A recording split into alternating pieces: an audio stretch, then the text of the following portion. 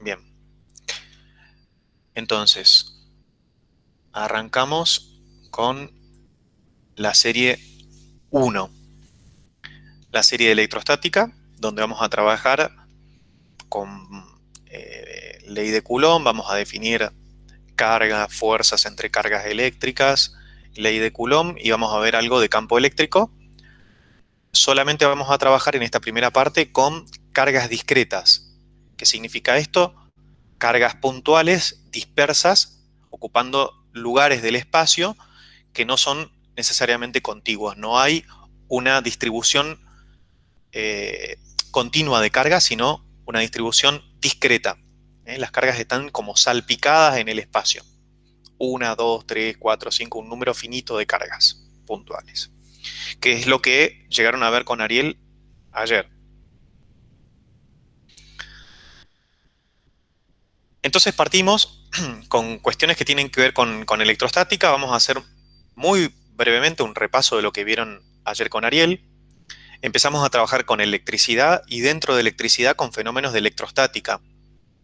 Ustedes saben que los fenómenos que tienen que ver con la electricidad se empezaron a estudiar muchísimo tiempo atrás y de hecho la misma palabra electricidad este, viene de electrón en griego, que viene de ámbar, que es un material, que es una resina sólida, que tiene justamente propiedades como algunas de las que vieron ayer ustedes, relacionadas con la electrostática, capacidades de atraer objetos cargados, ¿no? De generar estos fenómenos de atracción o repulsión de objetos.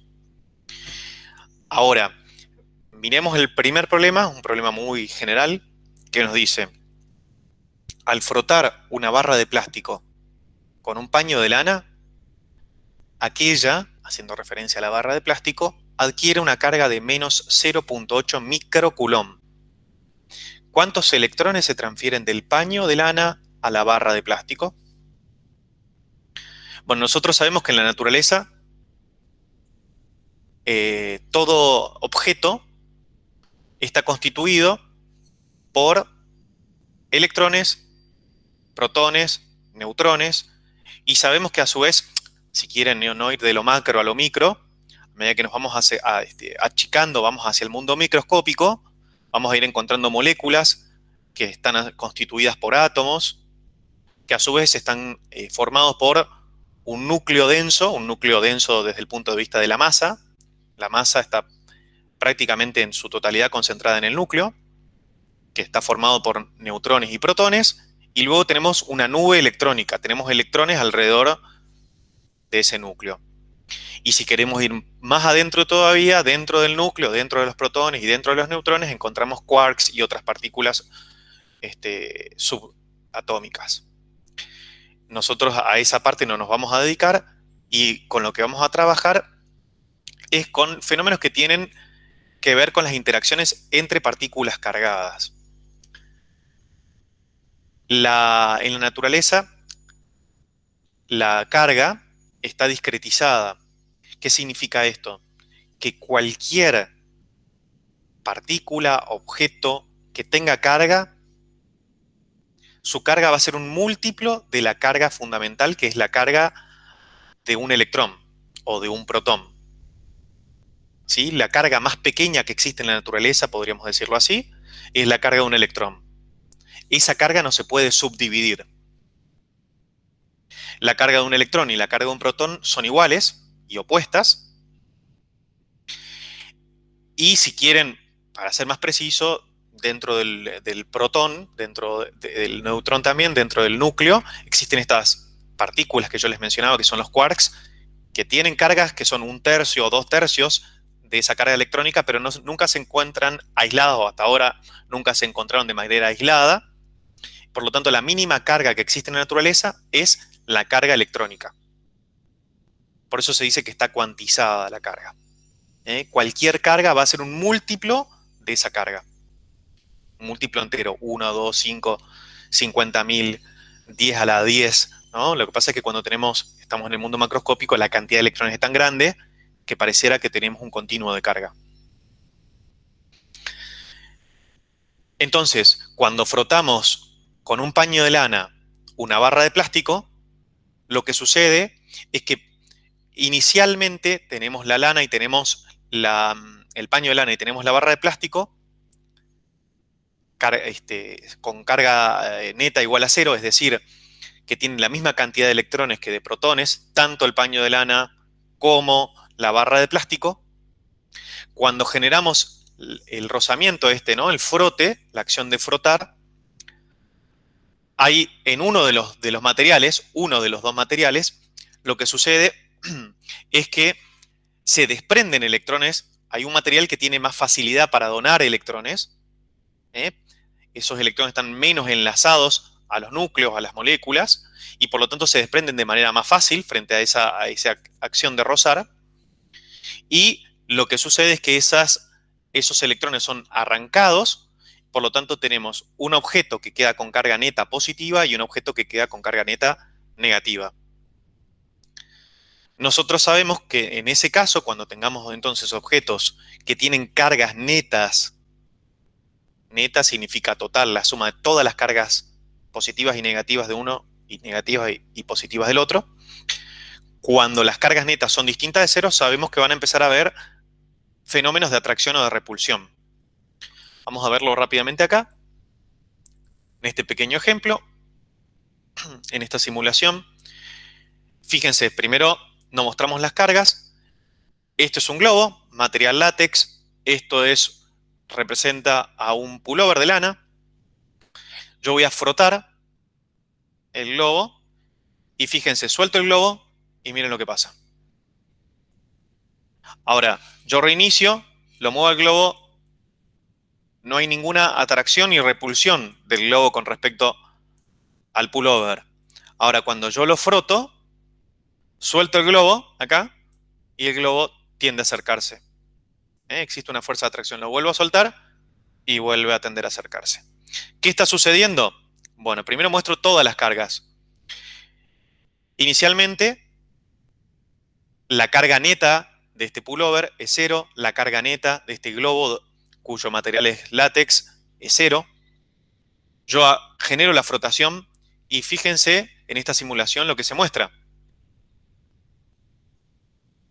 Los electrones o las cargas negativas del pullover son arrancadas de la lana y son depositadas en el látex.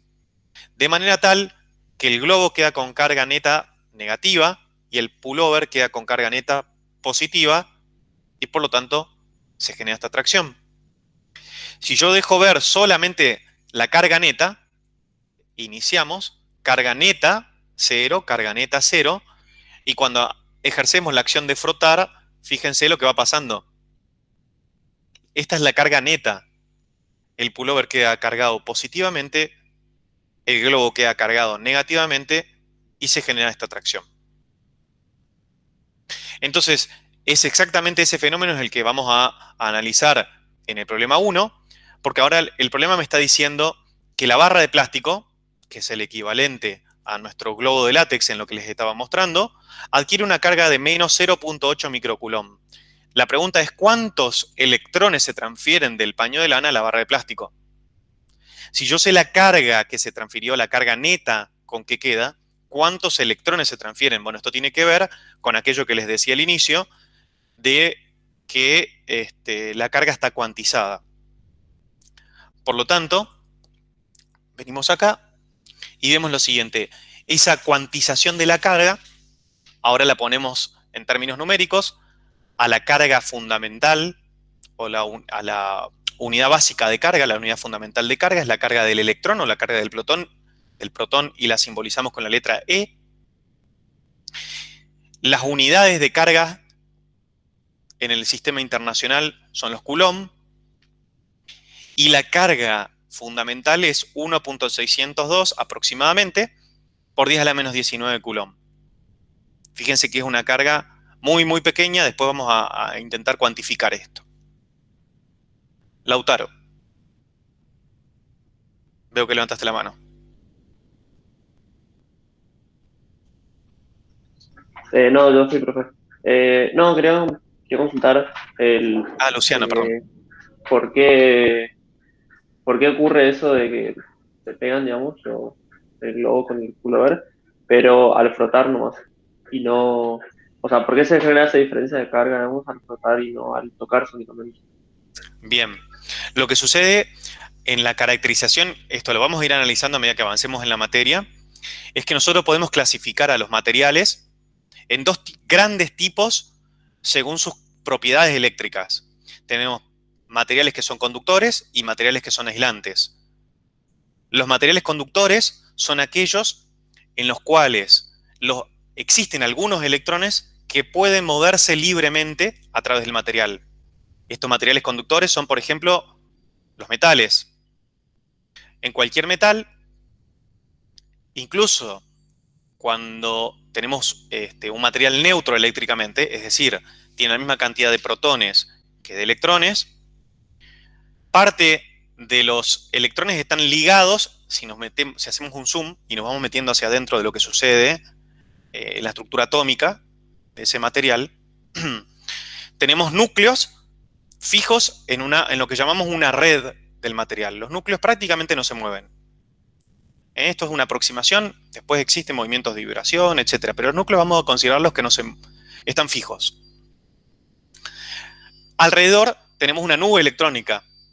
Tenemos todos los electrones que de alguna manera recubren a ese núcleo. Si pensamos aisladamente un átomo, tenemos el núcleo, tenemos los electrones alrededor. Lo que vamos a ver es que para determinados materiales, los electrones que están en las capas más externas, en las regiones más externas, más alejados del núcleo, están débilmente ligados al núcleo. Y no solo esto, sino que además los electrones que están más cercanos al corazón, en inglés se dice al core, que es como bueno, no me sale la palabra, ¿no? Pero como al centro, digamos, como la semilla del durazno, de una ciruela. Y después tenemos las regiones exteriores. Los electrones están más cerca del núcleo, son, digamos, partículas de carga negativa, generan sobre los electrones externos una repulsión que se suma a la repulsión del núcleo y hace que esos electrones más externos estén débilmente ligados al núcleo. De modo tal que cuando yo genero esta red en las estructuras sólidas, por ejemplo en un material conductor, esos electrones están muy débilmente ligados, tan débilmente ligados que cuando pongo los otros núcleos, o pongo los otros átomos uno al lado del otro en la red, ahí existen algunos electrones que pueden moverse libremente en lo que llamamos una especie de nube o un mar de electrones. Se mueven como si fuese partículas de aire dentro de la habitación en la que están ustedes. Son libres de moverse esos electrones por todo el material.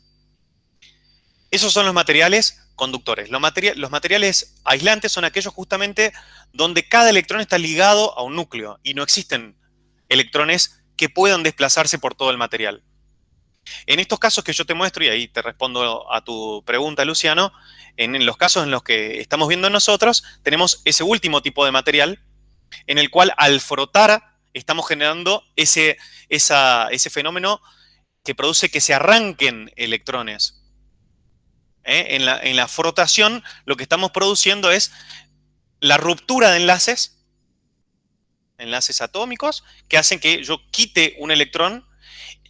A ver, el electrón a cuál material va. Bueno, tiene que ver con la estructura atómica interna de cada uno de esos materiales.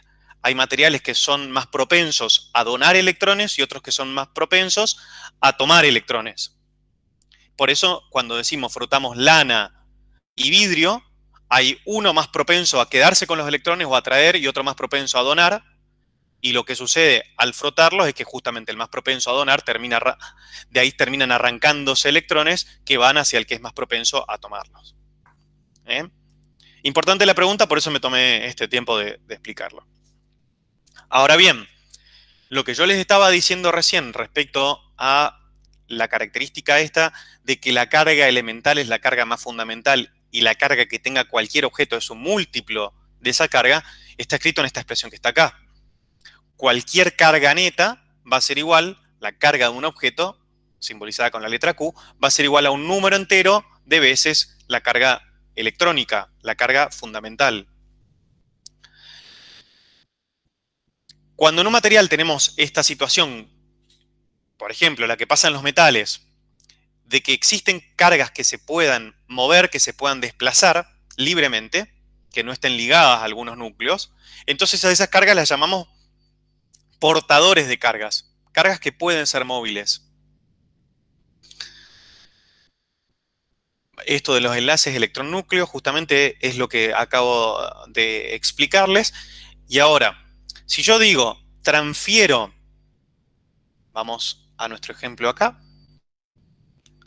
fíjense, si yo les digo transferí un cierto número de electrones al globo, de tal modo que la carga neta del globo, que es lo que yo estoy viendo en esta imagen, en esta simulación, es, por ejemplo, menos 0.8 microcoulombs. Menos 0.8 microcoulomb. Primero negativo, el menos, porque queda cargado negativamente.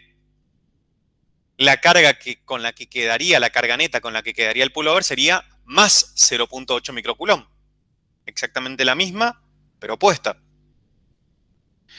¿Cuántos electrones hay en el globo o, en el caso de lo que nos plantea la serie, acá, en la barra de plástico? ¿Qué debería ser para responder a esa pregunta? Y Eso que está sería en la ecuación, ¿no? esa cantidad de carga que tiene sobre la carga fundamental. Bien, háganlo rápidamente, hagan esa cuenta. 10 a la menos 8 perdón, Habría 0 que tomar el valor menos absoluto de eso, 0.8. ¿no? Fíjate, acá tenemos menos 0.8 microcoulomb, esa es la carga neta. Y lo que tenemos es la carga del electrón. Cada electrón tiene una carga de menos E. Por lo tanto, tenemos un número, siempre el número de electrones o el número de protones es un número positivo. Profe, ¿me escucha? Ahora te escucho, Jaime. Ok, estoy acá haciendo la fila del comedor de la Facu. Profe, yo le quiero comentar algo. Yo hice en la secundaria un experimento, un generador de estática de Van der Waals, Ujú. y, o sea, funciona lo que usted estuvo contando. Yo no pude estar en la clase de teoría, pero mi pregunta era la siguiente. O sea, ese campo que yo sentía que generaba con el generador de Van der Graaf, entonces eran como electrones saliendo al espacio. Es un exceso de cargas, exactamente, que primero que se están transfiriendo de ese mecanismo interno que los que cursaron, vieron ayer la clase de teoría, vieron el experimento de Van der Graaf, y Claro. eh, Sí, yo lo que había hecho era esas que una cargas, fila. esos portadores de carga, permíteme terminar, Jaime, Sí, sí, se sí, sí. transfieren a ese casco que se ve arriba, que es de un material Mm. metálico, y eso se transfiere a su vez luego a tu cuerpo, y eso es lo que genera, por ejemplo, si vos lo tocas, por supuesto, ¿no? O si agarras algún papelito, o vas a Yo lo ver, tocaba. si vos lo tocas, vas a ver que tus pelos se ponen de punta. Otra vez tiene que ver con la transferencia de esa carga o de ese exceso de carga de ese material a tu cuerpo y la interacción que hay con las moléculas de agua en el aire, que son moléculas polares. Ok. Lautaro Rodríguez. No, era porque para comparar el resultado, digamos, del número de electrones. Dale, ¿cuánto te da? 4,99 por 10 a la 12 Ok, electrones. prácticamente 5 por 10 a la 12 electrones. Sí. ¿A los demás cuánto les da? Sí, lo mismo. Lo mismo, profe. Bien, avanzamos. Fíjense el número enorme de electrones que hay en menos 0.8 microcoulomb. Menos 0.8 microcoulomb. ¿Micro qué significaba? 10 Por 10 a la menos 6. 10 a la menos 6. 1 por 10 a la menos 6, es 10 a la menos 6. Entonces 10 a la menos 6 coulomb, 0.8 por 10 a la menos 6 coulomb, significan o representan 10 a la 12 electrones. Imagínense ese número enorme de electrones en una carga que aparentemente suena como algo pequeño, pero para que vayamos dimensionando las escalas. Perfecto. Sí. No sé si tiene algún ejemplo de a qué equivaldría un culón, por ejemplo, para darme una idea, digamos, Es de una hablar buena de esto? pregunta. Haz ese cálculo. Es bastante trivial, porque si yo quisiera saber en un coulomb cuántos electrones hay, ¿qué deberías hacer?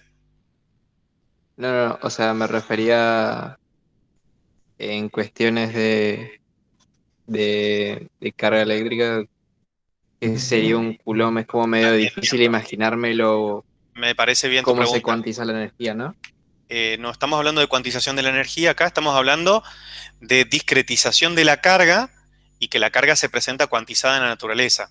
Ojo con los conceptos, porque cuando hablamos de cuantización es peligroso, porque la palabra cuántica viene de ahí y tiene que ver con la cuantización de otras cosas, que no vienen en el caso, pero lo vamos a ver dentro de poquito, hay un ejercicio sobre eso, Lautaro. Vamos a seguir avanzando un poco porque tenemos que hacer unos cuantos ejercicios, y estos son los más sencillos. Pero es importante que vayamos moviendo un poco el cerebro, nos vayamos acostumbrando a estas cosas. Miremos el problema número 2, que nos dice, una carga se encuentra distribuida de tal forma que su densidad volumétrica es ρ, es la letra griega que vamos a utilizar para simbolizar a la densidad de carga eléctrica. Va a ser alfa, una constante, por R por coseno de tita, si R es menor que R1, ρ0, si R1 es, si R está entre R1 y R2, y 0 si R es mayor que R2. Encontrar una expresión para la carga total, pensar que R1, R2 y ρ0 son datos. Entonces, vamos acá. Escribimos o reescribimos el problema y acá esta notación ya así les tiene que sonar a algo que vimos en la clase pasada. Esto es algo que podríamos llamar un campo escalar. Es una función que tiene un valor en cada punto y esa función representa la densidad de carga eléctrica en cada punto del espacio. Lo vamos a representar en coordenadas esféricas, como ustedes ya bien conocen. Según la región del espacio donde estemos, tenemos 3 valores distintos para ρ. Fíjense que lo que distingue a las regiones es la coordenada r. Entonces estamos hablando de esferas. Para un r menor que un cierto R1, para todos los valores de r menores que R1, dentro de una esfera de radio R1, ρ vale esto que está acá. En un cascarón esférico entre R1 y R2, ρ vale ρ0, que es una constante. La densidad de carga es constante en ese cascarón. Para R mayor a R2, ρ vale 0. Es decir, no hay carga. La densidad de carga para R mayores a R2 es nula. Ahora bien, el problema me pide calcular la carga total en todo el espacio. Para eso tenemos que saber que en un elemento diferencial de volumen, si multiplicamos a ese volumen diferencial por la densidad volumétrica de carga, encontramos la carga en ese elemento de volumen. Esto es fundamental de acá en adelante. Si en vez de estar en el espacio estuviésemos en el plano, entonces tenemos un caso particular, donde la densidad de carga va a ser la densidad superficial, ya no la densidad volumétrica. La densidad superficial de carga por el diferencial de área me va a dar también un diferencial de carga. Y si a su vez bajo una dimensión más, estaría en la línea, estaría en una única dimensión, y la densidad es una densidad lineal de carga, la simbolizo con la letra lambda. La densidad lineal de carga la multiplico por diferencial de L y obtengo también diferencial de carga. Vamos a utilizar esta expresión porque nosotros estamos en el espacio. La carga total va a ser la suma de las pequeñas cargas. Ustedes saben que justamente la integral representa eso. Una suma, pero sobre elementos diferenciales. Sumo un montón de diferenciales de cargas. ¿Cuántos montones? Todas, las que hay en todo el espacio. Esta integral es sobre todo el espacio. Entonces voy a sumar el diferencial de carga que hay acá, que hay acá, que hay acá, que hay acá, que hay acá, que hay acá, etc. ¿Qué hago entonces? Si la carga es la suma de los elementos diferenciales de carga, es decir, la integral del diferencial de Q, y el diferencial de carga es ρ por diferencial de B, como acabamos de ver, entonces necesitamos en coordenadas esféricas, porque ρ está expresado en coordenadas esféricas y eso nos va a simplificar considerablemente el problema, necesitamos expresar el diferencial de volumen en coordenadas esféricas. Y todos ustedes saben que el diferencial de B en coordenadas esféricas es r cuadrado, seno de tita, diferencial de r, diferencial de tita, diferencial de phi. Entonces, esta carga va a ser una integral triple. Fíjense que va a ser la integral en r, tita y phi. Fíjense que yo pongo r, tita y phi en este orden. Phi está acá, está al final, entonces es la última integral que voy a resolver. Phi va entre 0 y 2pi, porque voy a integrar en todo el espacio. Tita va entre 0 y pi, que es todo su dominio. Y r va entre 0 e infinito, todo su dominio. Con eso abarco todo el espacio. ¿Y qué integro? ¿Cuál es mi integrando? Rho. Ahora fíjense, tengo ρ por r cuadrado por seno de tita por los elementos diferenciales de r, tita y phi.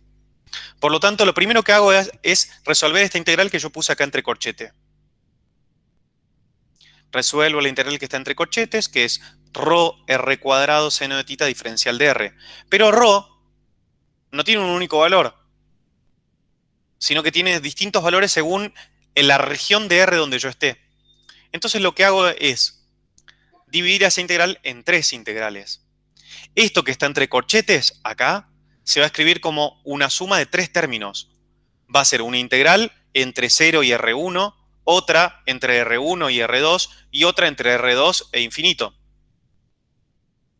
Porque ρ tiene distintos valores según las regiones de R que yo estoy tratando. Entonces, como ρ vale alfa por R por coseno de tita entre 0 y R1, entonces este es mi valor de ρ entre 0 y R1. Lo multiplico por R cuadrado, seno de tita diferencial de R.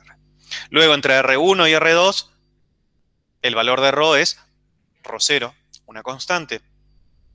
Finalmente, entre R2 e infinito vale 0. Esta integral, que está entre corchete, va a valer 0 y por lo tanto todo este término va a valer 0. ¿Bien? Entonces les queda a ustedes resolver cuánto vale la carga total. ¿Qué deben hacer? Resolver primero esta integral, luego resolver la siguiente integral, luego la última, y hacer lo mismo acá y sumar las cargas. Esto es equivalente a pensar precisamente que tenemos tres cargas. La carga dentro de R1, dentro de la esfera de radio R1, la carga que hay en el cascarón esférico de radios R1 y R2, y la carga que hay de R2 hasta el infinito. ¿Cuánto vale la carga que hay desde R2 hasta infinito? En este caso. 0. 0. Entonces, que es justamente lo que estamos viendo acá, esta integral. Esto es 0, este Q3 que aparece acá es 0. Entonces les queda resolver a ustedes estas integrales y pensar cómo estaría distribuida la carga. Eso se lo dejo a ustedes para que lo piensen. Esta, fíjense, vamos acá arriba. En esta región, acá abajo, ¿no? Para R mayor que R2, la densidad de carga es 0. Entonces la carga afuera es 0. La densidad de carga en el medio entre R1 y R2 es una constante. Es decir, hay una distribución uniforme de carga en esta región intermedia, en el cascarón esférico. Ahí la carga está distribuida homogéneamente, es decir, yo tomo pequeños elementos de volumen en cualquier parte de ella y la carga está siempre distribuida de la misma manera. La carga ahí va a ser solo proporcional al volumen de cada elemento que yo tome. Ahora les dejo a ustedes pensar cómo está distribuida la carga acá, en la región interna. Que como ven depende de R y depende de tita, por lo tanto no es constante. Profe, Sí, ¿puede ser que la carga en esa región de R menor que R1 de cero? no. Porque yo resolví la integral y me quedó como que se anulaba esa parte. La carga total puede que te dé cero, pero lo que yo les estaba planteando recién es cómo está distribuida esa carga. ¿Eh? La densidad de carga no es cero.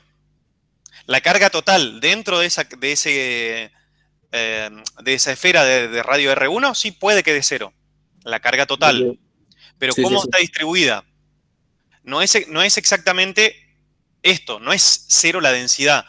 Que sea cero la densidad significa que en cualquier punto del espacio la densidad de carga es nula y por lo tanto yo tome regiones del tamaño que tome afuera de R2, la carga va a ser cero. En cambio, si yo tomo cargas pequeñas, regiones pequeñas dentro de R1, acá adentro, la carga no va a ser cero.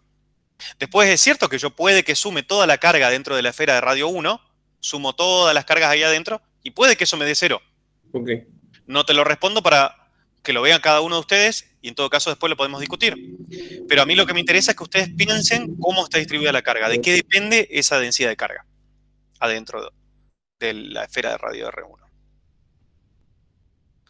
Bien, pasemos al siguiente problema. Y acá viene la Profe, respuesta. disculpe. Sí, Matías. Ahí dice, en las condiciones de RO, dice que es menor o igual en algunos casos. ¿No hay problema con eso? No hay problema con eso. Ok. Después vamos a trabajar esos temas también. Profe, otra pregunta con respecto al problema 2. El resultado final, la carga total, ¿va a ser un número nomás que no va a depender de la posición o algo por el estilo? La carga total, bueno, no es un número, porque es una magnitud física. Por lo tanto, es, si se quiere, un número real con una unidad Ujú. física. Y tiene que Claro, ser una unidad de carga. Y como estamos hablando de carga total, de la carga total en el espacio, sí tiene un cierto valor. ok, ok, ok, Un X número de coulombs. exacto. Bien. Otro aspecto que no les mencioné, pero que también seguramente vieron ayer con Ariel en la teoría, es el principio de conservación de la carga. La carga en la naturaleza siempre se conserva. Entonces, en este ejemplo que veíamos hoy del globo con la lana, hay una transferencia de carga de un material a otro, pero la carga neta siempre se conserva. Lo que pierde un material, lo gana otro. Incluso hay fenómenos de naturaleza que ustedes probablemente no vean en la carrera, salvo en una materia, los que la cursen, pero es una materia optativa. Existen fenómenos de aniquilación o de creación de cargas en la cuántica relativista y que justamente ahí aparece lo que ustedes muchas veces habrán escuchado, quizás en videos de divulgación como antimateria, pero incluso en esos casos, cuando se aniquila o se crean partículas fundamentales, siempre, aún así, se respeta la conservación de la carga. Lo que se aniquila o lo que se crea tiene que ser compensado en su carga. La carga neta no aumenta ni disminuye en el universo. Ahora, este se los voy a dejar a ustedes, es un muy lindo problema y tiene que ver con lo que Lautaro Rodríguez preguntaba hace un ratito. Y fíjense, Richard Feynman una vez dijo que si dos personas están a distancia de un brazo una de otra, una distancia de un brazo una de otra, más o menos, ¿qué distancia es aproximada? ¿Un metro más o menos? Un metro. Y si además cada persona tiene un 1% más de electrones que de protones, entonces la fuerza de repulsión, ¿por qué de repulsión? Porque cada una tendría un 1% más de electrones que de protones esta y un 1% más de electrones que de protones esta. Entonces las dos personas estarían cargadas positivo o negativamente. ¿Negativa? Negativa. Negativamente. La fuerza que existiría entre ellos es de atracción o de repulsión. De repulsión. De repulsión. Esa fuerza entre ellas sería suficiente para levantar un peso igual al de la Tierra entera. Lleva a cabo un cálculo de órdenes de magnitud para sustentar esta aseveración. Es un muy lindo problema que justamente apunta a responder esa pregunta tuya, Lautaro, que nos da ideas de órdenes de magnitud.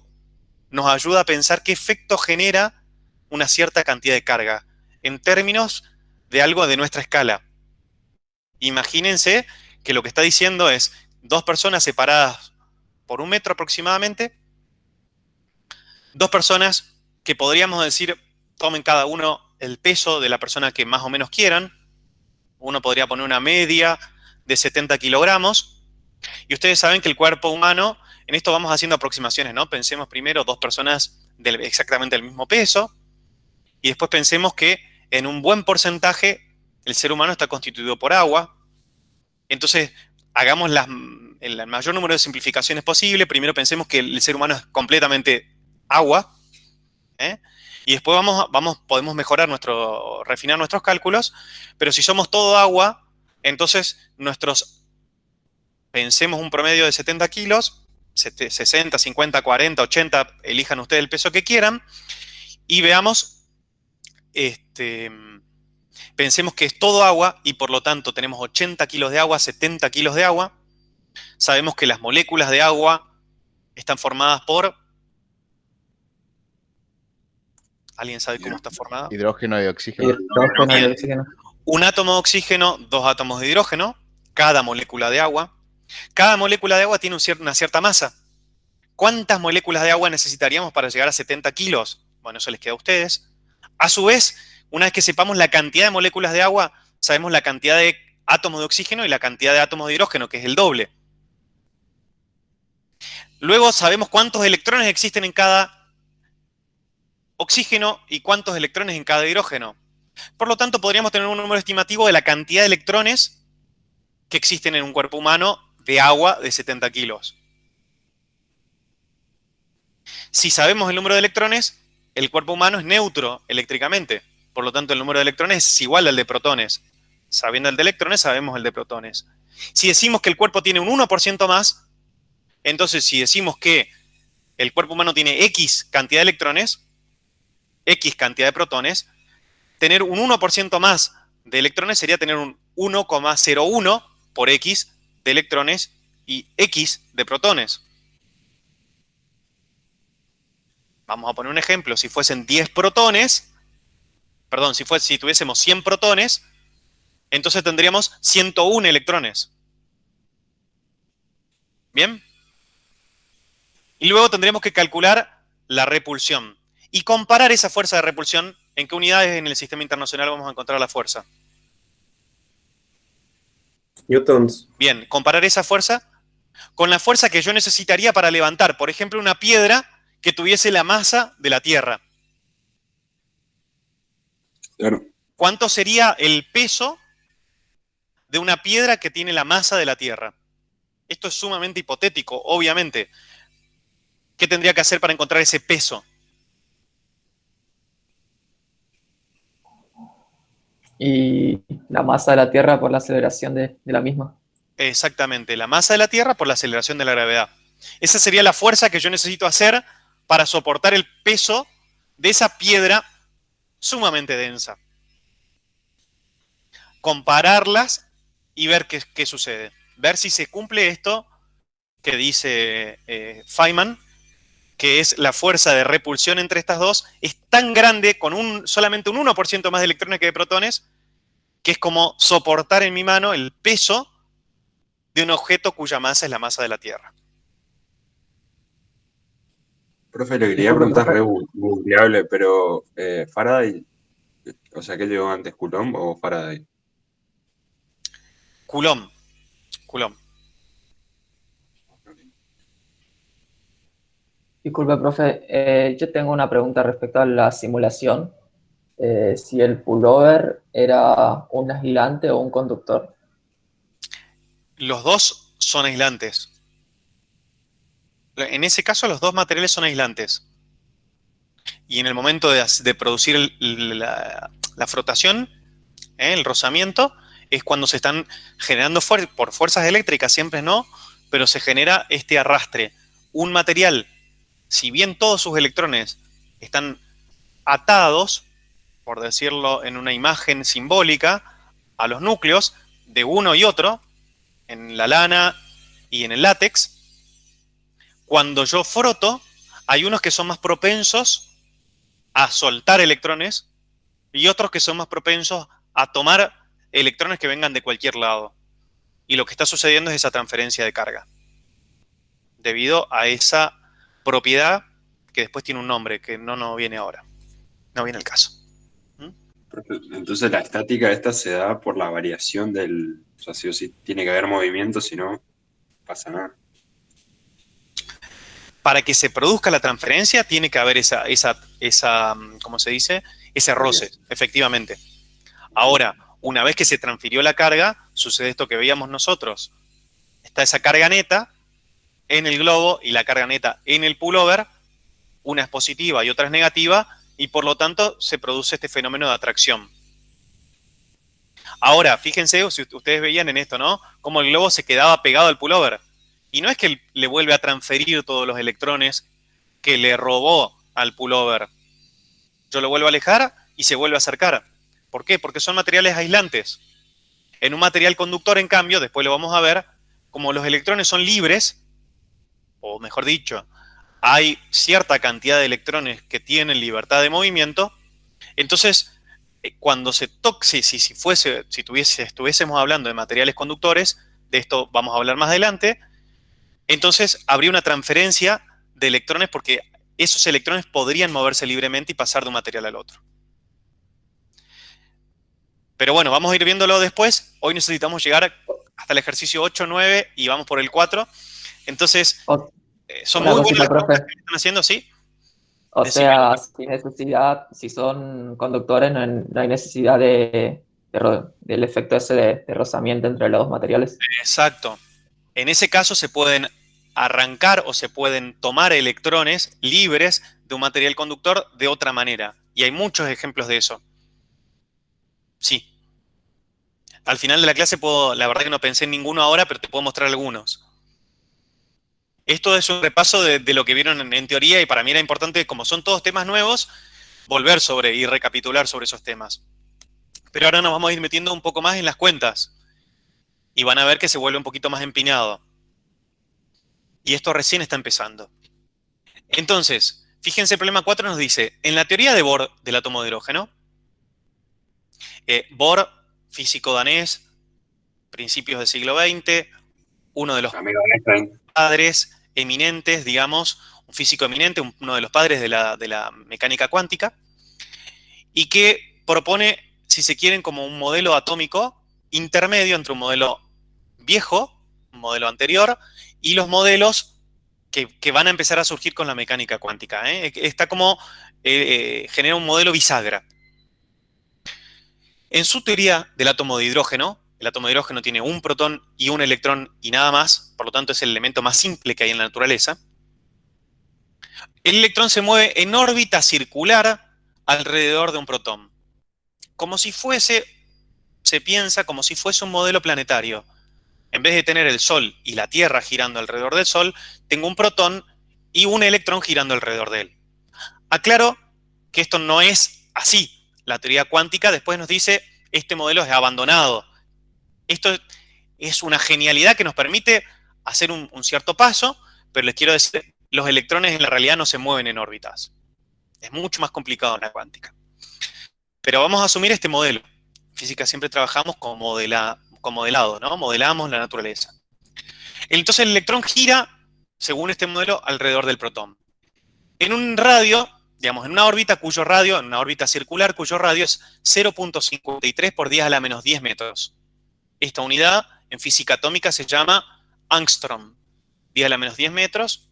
Para los que trabajamos en física atómica, le ponemos un nombre especial porque trabajamos muchísimo con estas unidades.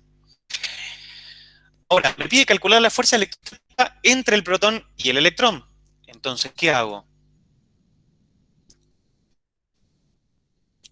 Tengo que emplear la expresión que vieron ayer con Ariel de la fuerza de Coulomb. La fuerza de atracción o de repulsión entre dos partículas cargadas es directamente proporcional a las cargas de cada una de ellas, inversamente proporcional al cuadrado de la distancia que las separa, y está en la línea de acción que une a las dos cargas puntuales. Estamos hablando de cargas puntuales. Dicho de otro modo, fíjense, si para nosotros Q1 en este gráfico fuese el protón y Q2 fuese el electrón, entonces nosotros queremos ver cuánto vale la fuerza que experimenta Q2 debido a la presencia de Q1, es decir, cuál es la fuerza que siente el electrón debido a la presencia del protón. En un determinado sistema de coordenadas arbitrario, lo fijo ahí como se ve en el gráfico, R1 me indica la posición de la carga Q1 y R2 la posición, es el vector posición de la carga Q2. A R21 voy a llamar a la diferencia entre R2 menos R1, es este vector, que va desde Q1 hacia Q2. Esto ustedes lo saben bien de álgebra, ¿no? Este es un vector diferencia. Me estaría señalando la posición de la carga Q2 respecto a la posición de la carga Q1. Por eso es tan importante y nosotros vamos a trabajar mucho con este vector R2 menos R1 o R21. Fíjense, lo tomamos, hacemos un recorte de esta parte acá abajo. Este es un gráfico tomado del libro de Tipler. Y fíjense que tengo Q1, tengo Q2, R21 es el vector que va desde 1 hacia 2. Y la fuerza que experimenta 2 debido a la presencia de 1, esa es la notación que vamos a usar nosotros. F21 es la fuerza que experimenta la carga 2 debido a la presencia de la carga 1. Es igual a K, constante de Coulomb, multiplicado por Q1 por Q2 sobre el cuadrado de la distancia que la separa. Esto es siempre un número positivo porque es el cuadrado de un valor real. Y acá tenemos el versor R21. ¿Qué es el versor R21? He aquí la cuestión. El versor R21 es un vector de módulo 1 que apunta desde la carga Q1 hacia la carga Q2. Entonces, con ese versor me garantizo que la dirección de la fuerza esté siempre en la dirección que une a Q1 con Q2. Luego, el módulo de la fuerza va a ser esto, ¿no? Que está acá. K por Q1 por Q2 sobre R21 al cuadrado. Y el signo va a salir de dos lugares. Por un lado, me va a importar si Q1 y Q2 son los dos positivos, los dos negativos, o uno positivo y el otro negativo. Si Q1 y Q2 tienen el mismo signo, esto va a ser positivo. Si Q1 y Q2 tienen signos opuestos, ya esto va a ser negativo. Bien, pero este R21 siempre va a apuntar desde 1 hacia 2. Y por esto es sumamente importante decir que esta es la fuerza sobre 2 debido a 1. Si quiero encontrar la fuerza sobre 1 debido a 2, entonces voy a escribir F12. Voy a tener exactamente lo mismo acá, porque voy a tener K por Q1 por Q2 sobre R12 al cuadrado, pero que son iguales. Pero acá el versor va a ser R12, que es un versor que tiene el mismo módulo, la misma dirección, pero sentido contrario. Va para el otro lado. Y vamos a trabajar mucho con esto. Entonces, para nuestro caso particular, K, nuestra constante de Coulomb, que es igual a 1 sobre 4pi epsilon 0, esta constante que aparece acá, se llama permitividad del vacío, de ella vamos a hablar más adelante. Y en nuestro caso tenemos un protón y un electrón. Q1 es nuestro protón, tiene carga más E. Q2 es nuestro electrón, tiene carga menos E. Y la distancia que la separa a las dos cargas es 0.53 por 10 a la menos 10 metros. ¿Cuánto vale el módulo de la fuerza que ejerce el protón sobre el electrón? Bueno, el módulo de la fuerza es K por el módulo de Q1 por el módulo de Q2 sobre el cuadrado de la distancia que la separa. Q1 y Q2 en este caso son iguales, solo tienen signo contrario, pero si yo quiero saber el módulo de la fuerza, entonces el signo no me importa, tengo K por E cuadrado sobre esta distancia al cuadrado, y de ahí saco la fuerza. Fíjense que lo que estoy haciendo es esto. Miramos una simulación, que la pueden encontrar en el sitio. Fíjense lo que pasa. Q1 y Q2, cargas iguales, en este caso, iguales y opuestas. yo puedo jugar en esta simulación aumentando o disminuyendo el valor de las cargas 1 y 2. Puedo cambiarle su valor. En mi caso, para referirnos al problema en cuestión, pongo cargas iguales. La carga 1 tiene carga igual a la carga fundamental. Y Q2 es menos la carga fundamental, Q1 y Q2. Esta regla me indica picómetros. Y acuérdense que un picómetro es 10 a la menos 12 metros. 0.53 por 10 a la menos 10 metros son 53 picómetros. Entonces, si yo coloco a esta carga 53 picómetros de la primera, tendría el valor de la fuerza que experimenta esta carga debido a la presencia de esta. Como esta es una carga positiva y esta es una carga negativa, ¿se van a atraer o se van a repeler? Atraer. Se van a atraer. Para que no se muevan, tiene que aparecer Mr. Molécula, Mr. Agente Externo, que dice, no muchachos, no se peleen, quédense quietos. Y entonces uno la lleva para allá, el otro la lleva para allá. ¿Bien? En cambio, si estos fueran archienemigos, entonces no se querrían ver la cara, se repelerían y tendría que haber un agente externo, Mr. Molécula, que tiende a unirlos. Simplemente aparece esto para decir, es la razón por la cual no se están yendo hacia el infinito, por ejemplo, en este caso las partículas. Por eso estamos hablando de electrostática. En electrostática las cargas están fijas. Para que estas cargas estén fijas, las que se ven acá en esta imagen, si hay una fuerza, por ejemplo, de repulsión, Q2 experimenta una fuerza de repulsión debido a Q1, para que no se mueva, porque ustedes saben por segunda ley de Newton que si existe una fuerza, va a haber una aceleración, por lo tanto un movimiento. La primera ley de Newton dice que si la fuerza neta que actúa sobre un objeto es no nula, entonces este objeto está acelerado. El objeto se va a mover. Y si es nula, dice Newton, entonces se va a mover con movimiento uniforme, con velocidad constante. En este caso, está quieto. Para que esté quieto tiene que haber alguien que compense a la fuerza que siente esta carga o que experimenta esta carga debido a la presencia de la otra. Continuamos entonces con el ítem B. Si esta fuerza causa la aceleración centrípeta del electrón, ¿cuál es la rapidez? Volvemos al modelo planetario. Núcleo, electrón orbitando alrededor del núcleo.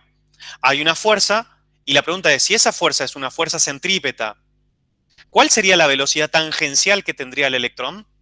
¿Se acuerdan la relación entre velocidad tangencial y fuerza centrípeta? B cuadrado sobre R, ¿no es? O B sobre R cuadrado, no me acuerdo. Bien. Espérame que se me salió. La fuerza, una fuerza centrípeta es igual a la masa por la aceleración centrípeta, donde la aceleración centrípeta es lo que decían recién, el cuadrado de la velocidad tangencial sobre el radio, ¿no? Estamos hablando de movimiento circular. Entonces, en nuestro caso, fíjense que la velocidad tangencial no va a venir más que de hacer un despeje. Conocemos la fuerza, que es la fuerza de Coulomb, la fuerza de atracción, en ese caso, entre el electrón y el protón. Conocemos su módulo, conocemos la distancia de separación y conocemos la masa. ¿La masa de quién es esta?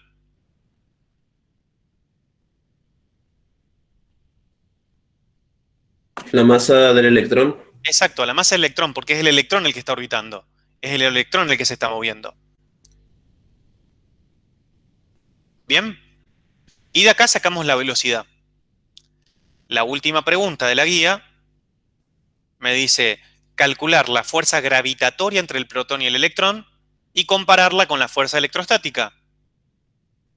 Vuelvo otra vez acá. La fuerza gravitatoria, porque el protón y el electrón tienen masa, por lo tanto, ¿se atraen o se repelen? Se atraen. Se atraen. Toda masa, todo par de masas siempre se atraen. Entonces, acá hacemos para encontrar la fuerza gravitatoria, ustedes estudiaron gravitación, y por lo tanto saben que es la constante de gravitación universal multiplicado por las masas, de ambas partículas dividida por la distancia que las separa, que es conocida. En este caso, la masa del protón es aproximadamente 2000 veces la masa del electrón. El protón es mucho más pesado que el electrón. Y eso, en el elemento más simple, que es el hidrógeno, es una cosa, pero a medida que vamos creciendo, en la tabla periódica, si quieren, vamos bajando de filas, vamos pasando de un elemento a otro más pesado, ustedes saben que los núcleos se van volviendo cada vez más complejos. Se le van sumando protones y neutrones. Si cada protón y cada neutrón es aproximadamente 2000 veces la masa del electrón, imagínense en un núcleo pesado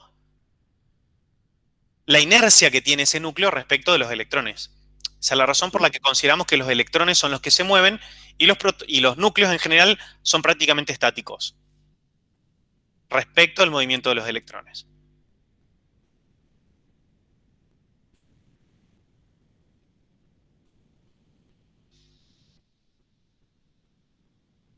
Muy bien. Nos quedan unos 4 problemas. Les propongo, son las 12. ¿Quieren que hagamos una pausa? ¿Un ratito?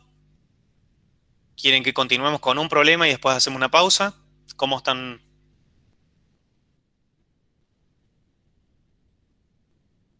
Capaz que ¿Hasta qué termino problema la había música, dicho ¿no? que iba a dar? Y vamos a hacer hasta el 8 o 9. Vamos a intentar terminar a la 1. Y si no terminamos a la 1, dejo donde termine, digamos, donde lleguemos a la 1, corto.